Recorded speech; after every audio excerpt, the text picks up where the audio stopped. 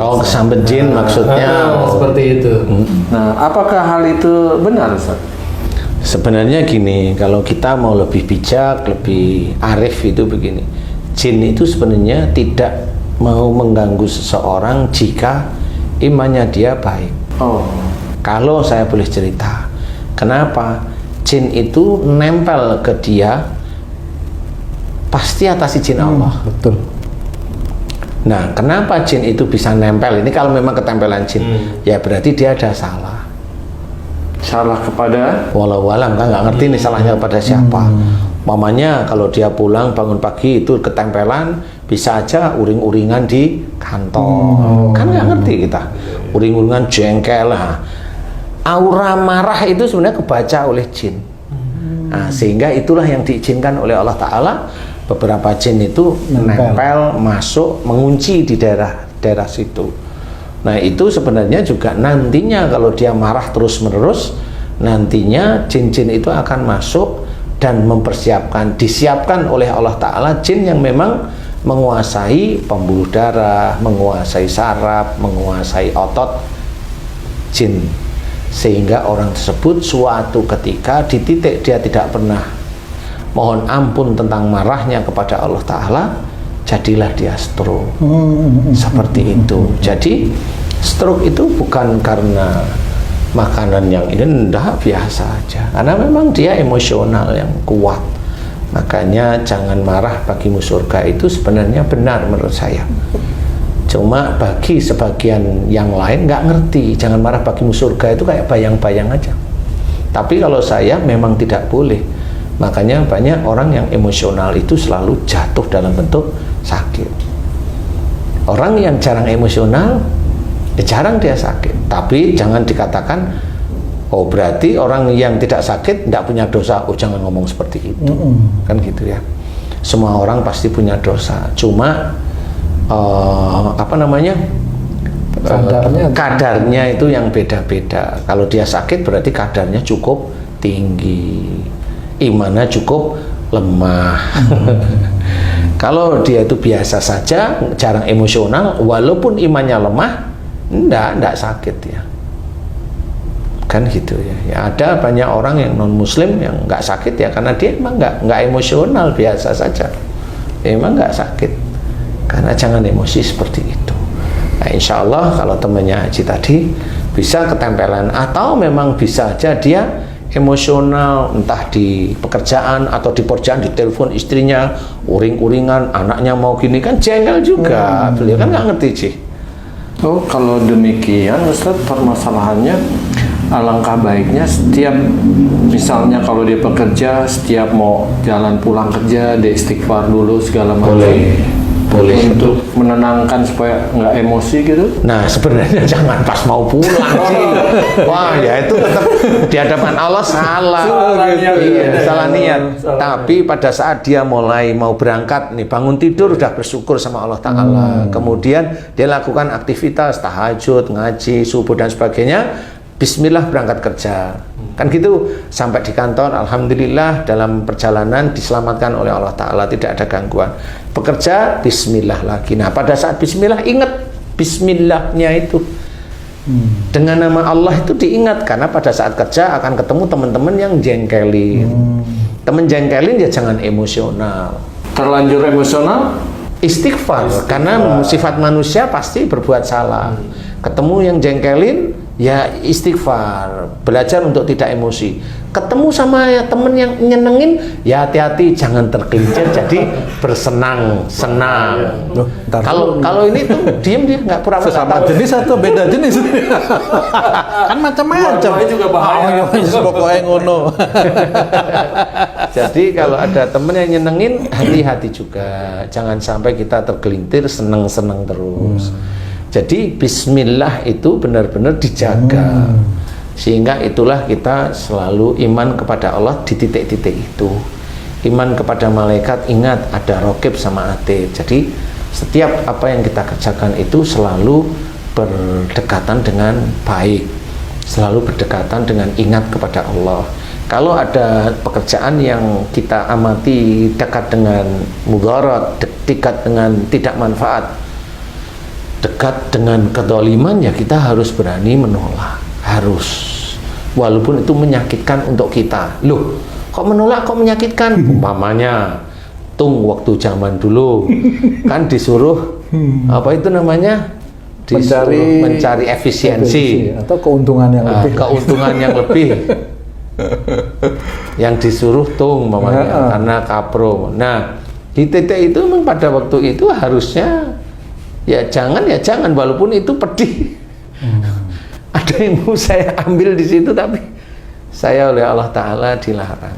Tapi waktu dulu kan masih banyak jahiliyahnya gitu ya, itu ya. Justru senang kalau disuruh itu dulu. Ya. Ternyata setelah ditimbang-timbang dipikir salah ternyata. Ya, salah itu tahunnya setelah pensiun. Setelah pensiun. Jadi kamu selamat. Dinilai oleh setan selamat kamu. Dinilai oleh setan selamat ya. Iya. Dinilai oleh setan. Iya, jadi harus hati-hati. Nah, di titik itulah mulai nanti selesai alhamdulillah, mau pulang bismillah, kemudian berdoa, kemudian sampai alhamdulillah. Di titik itu dalam mengisi waktu kosong boleh dengan zikrullah, boleh. Insya Allah itu kalau bisa dilakukan dengan istiqomah itu baik, dan itu akan berpahala. Tidak ada yang menolak istilahnya nasihat seperti ini, tidak ada yang menolak, karena memang itulah yang namanya ingat kepada Allah itu seperti itu. Jadi setiap harinya kita itu selalu ingat kepada Allah. Bekerja kita jaga, jangan sampai aneh-aneh. Kalau ada teman yang jengkelin, ya harus belajar untuk tidak pura-pura. Kalau memang dia ngomong nggak enak begitu, ya kita pura-pura nggak tahu bahwa dia ngomong nggak enak ke teman-temannya, pura-pura nggak tahu aja. Apa yang harus kita ucapkan itu Pak Ustadz, yang kita lakukan itu Pak? Tentang apa nih? Kalau dengar pura-pura nggak dengar gitu itu ya muji Allah muji aja. Allah muji aja. Allah dengan bertasbih aja boleh, dengan komplit boleh, silahkan. Karena memang kita tidak akan mampu menolak sesuatu kejadian yang terjadi pada diri kita. Jadi cukup memuji Allah aja, karena kejadian itulah yang dikatakan ujian. Jadi ujian harus dihadapi dengan tenang, dihadapi dengan dekat kepada Allah Ta'ala dengan memuji Allah. Kalau kejadian itu kita dipukul, ya istighfar malahan. Kenapa? Kali dulu kita itu sering maki orang ya, kalau dipukul normal aja. Jangan kalau dipukul lapor polisi, bilangnya saya dipukul, nggak taunya dulu hobinya mukul. Ya itu kebanyakan orang-orang kan sekarang seperti itu. Belajar untuk memahami hidup, karena apa? Karena memang nilai kita itu hanya di dunia ini.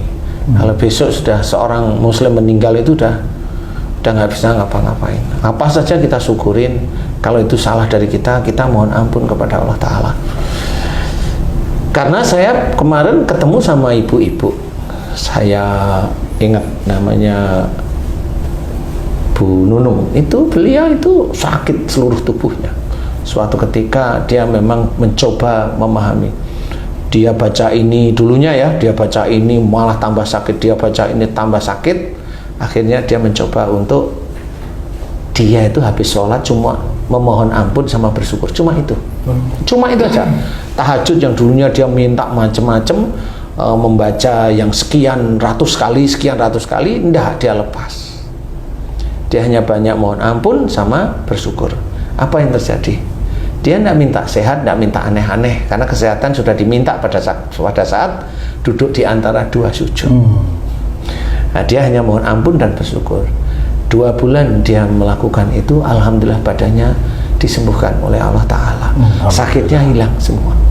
Padahal hanya cuma mohon ampun sama bersyukur sama Allah Ta'ala. Cukup kok. Allah itu maha tahu apa yang ada dalam hati kita. Jadi kalau kita pengen sembuh, pengen sehat, Allah tahu. Cuma kita taat nggak dengan perintah Allah. Nah seperti itu. Sehingga kenapa ini saya ceritakan? Ya karena beliau cerita, saya setelah itu 2 bulan setengah Ustadz, semua sakit saya hilang. Seperti itu. Dan alhamdulillah sampai sekarang enggak pernah sakit. Saya hanya cuma ingat pesannya Ustadz, kalau berdoa banyaklah mohon ampun, khususnya tahajud, banyak mohon ampun dan bersyukur. Cukup itu saja. Saya hanya jalanin itu saja Ustadz, saya nggak mau minta apa-apa sama Allah. seperti itu. Nah, ini bisa saya ceritakan karena apa? Karena memang itulah ketaatan kepada Allah Ta'ala. Nggak usah minta dunia. Allah itu tahu kita itu mau diberi oleh Allah Ta'ala banyak, lumayan, cukup, lumayan kecil, atau minus. Allah itu tahu sebenarnya. Jadi kalau kita mau dari lumayan, mau menuju besar, memaksa Allah dengan membaca tertentu, dengan gaya tertentu, ya diketawain aja sama Allah. Seperti itu. Jadi kita harus meletakkan bahwa Allah itu yang maha berkuasa, memberikan nikmat, memberikan rizki kepada makhluk-makhluknya. Seperti itu. Sehingga kita harus belajar untuk memahami, menjalankan kehidupan dengan baik, ya insya Allah ya. Teman sering, iya teman ini sering sendal gurau nih Ustaz, tapi yang dibicarakan juga sesuatu yang istilahnya ada manfaatnya juga Ustaz. Teman ini sering melayat orang meninggal, takziah gitu kan. Nggak jarang menanyakan sebab-sebab kematian, gitu kan. Nah, teman ini udah 3 kali dengar sebab yang sama, yaitu pegal-pegal di leher, kemudian diurut atau dikerik, nggak lama meninggal. Nah, itu sebenarnya terjadi hal itu kenapa tuh Ustaz? Iya, memang saya belum pernah nangani yang seperti itu atau ketemu. Jadi ini perkiraan saya untuk biar paham aja ya. Jadi orang yang meninggal itu tidak berhubungan dengan penyakit secara langsung. Tetapi bisa aja orang meninggal itu diawali dari sakit. Jadi buntutnya seperti itu. Sama seperti dulu waktu sama Tung dulu. Tung itu waktu itu ngobrol santai sama saya itu ngomong, Pak Ustadz, alhamdulillah ya Mama itu sampai sekarang itu sehat terus ya. Saya senyum aja. Bener aja. Saya senyum-senyum aja. Nah, itu gimana ya? Saya jawab, mamamu memang diizinkan sehat oleh Allah Ta'ala. Tetapi nanti Allah mau ngambilnya lewat mamamu sakit, tapi nanti langsung meninggal. Seperti itu. Jadi sakit nanti menuju ke arah meninggal. Kenapa seperti itu saya ceritakan. Ada beberapa hal tentang perilakunya, tentang imannya, sehingga Tung sendiri itu mulai paham waktu itu. Kalau sekarang nggak paham, nggak apa-apa lah, waktu itu aja. Jadi udah meninggal. Jadi disitulah saya menceritakan ada orang tertentu yang dia sakit, dia meninggal. Ada orang tertentu dia sakit, sembuh, sakit, sembuh, sakit, sembuh gitu. Seperti itu, dan itu hanya Allah Ta'ala. Tapi yang saya amati adalah biasanya orang yang sakit nggak sembuh-sembuh panjang, berarti ada kesalahan di orang itu, tapi imannya orang itu cukup lumayan baik, sehingga sakit itu diberikan sejak agak awal lah. Kenapa? Agar orang tersebut itu ngerti salahnya di mana dan tobat kepada Allah Ta'ala dan berubah. Sebenarnya menurut saya yang diinginkan oleh Allah Ta'ala kepada hambanya itu tobatlah, kan gitu ya. Tapi kadang-kadang orang muslim nggak paham ya, dianggap sakit itu menggugurkan dosa, dianggap dia itu imannya hebat, padahal emosional ya, kaku ya, suuzon ya, dolim ya, lo iman yang hebat dari mana, kan gitu ya. Jangan berpikir ke arah sana. Nah, disinilah sebenarnya yang harus kita ketahui. Kenapa banyak orang yang setelah diberi nasihat kembali ke jalan Allah, Allah memberikan kesembuhan. Karena memang kita mengajak orang itu kembali ke jalan Allah dan menuju syariat-syariat yang benar. Kalau orang sakit dari dosanya, ya mohon ampun di titik dosa itu. Apa saja, insya Allah seperti itu. Nah, pada saat tersebut, umpamanya tadi Haji cerita dikerokin kok meninggal. Di situ nggak ada hubungannya antara kerokan dengan meninggal. Karena nyawanya bukan dikerok itu. Bukan di sini terus hilang, bukan begitu sih. Tapi insya Allah pas saja. jadi kelihatan tidak sakit. Kalau orang Jawa bilangnya angin duduk, ya saya juga nggak tahu sampai sekarang angin duduk itu apa gitu loh. Sampai sekarang saya orang Jawa pun nggak ngerti angin duduk itu apa. Kadang bilang sebenarnya sakit jantung Ustaz, angin duduk itu. Semua orang, teman-teman dokter pun bilang kalau orang mati ya jantungan pasti. Kalau nggak sakit ya pasti jantung. Nah, iya karena memang di titik itulah Allah itu mencabutnya dengan jantung ditutup di ini banyak aja semuanya. Itu hanya Allah Ta'ala. Karena tubuh manusia itu banyak malaikat, jadi tinggal Allah itu menghubungi malaikat yang di jantung, nanti matikan lewat jantung, nanti matikan lewat batang otaknya kamu nanti matikan lewat sesak napas dulu sampai tenggorokan kecepit begini, macam-macam cara Allah Ta'ala. Sesuai dengan perilakunya mereka masing-masing. Ada orang yang umpamanya punya ilmu besok matinya susah. Tidak ada orang mati susah itu karena ilmu, tidak ada. Betul. Ya, tidak ada. Orang yang tidak menyembah kepada Allah, orang-orang agama tertentu itu nggak menyembah kepada Allah. Menyembah pada apa itu ya, jin lah, apalah apa dan sebagainya itu matinya juga ringan-ringan aja. Padahal itu ilmu semua loh itu. Iya, benar. Itu ilmu semua kalau menurut saya itu. Nah, tapi matinya ya biasa-biasa aja. Nah, kalau matinya susah memang dia kedolimannya kuat, kaku, kasar, itu kuat. Sehingga orang yang dibikin agak susah meninggal oleh Allah Ta'ala itu agar menjadi pelajaran muslim dan orang yang lain. Jangan ditiru perilaku yang seperti tersebut. Kembalilah pada Allah, kembalilah pada sunnah Rasul. Nah, insya Allah nanti dimudahkan semuanya. Nggak cuma meninggalnya aja, ya rizkinya dimudahkan, kan seperti itu. Makanya istilahnya kalau di langit ada jalan rezeki manusia itu termasuk bagaimana cara mendapatkannya. Sesungguhnya mereka di dunia selalu berbuat kebaikan. Nah, kebaikan ini sama, mau itu rezeki dalam bentuk harta, rezeki dalam bentuk jodoh, rezeki dalam bentuk anak, rezeki dalam bentuk cucu, rezeki dalam bentuk teman-teman, lingkungan teman-teman yang baik, itu juga rezeki. Termasuk rezeki pada saat dia meninggal itu husnul khotimah atau su'ul khotimah. Jadi itu tergantung dia sehari-hari. Jadi enggak tergantung dengan jin dari ilmu, enggak. Meninggalnya susah. Ada sih meninggal susah, tapi sebenarnya dia udah meninggal. Cuma orang nggak tahu. Ada, saya pernah nemuin orang perempuan dulu, rumahnya di Wates.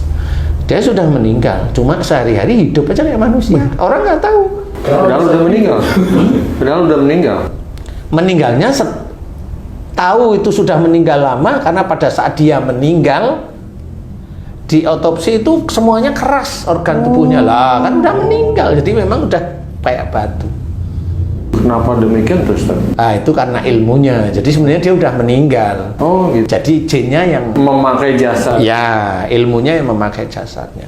Dan mengarahkan orang-orang murid-muridnya, dia kan perguruan itu, dia mengarahkan murid-muridnya jadi salah. Oh.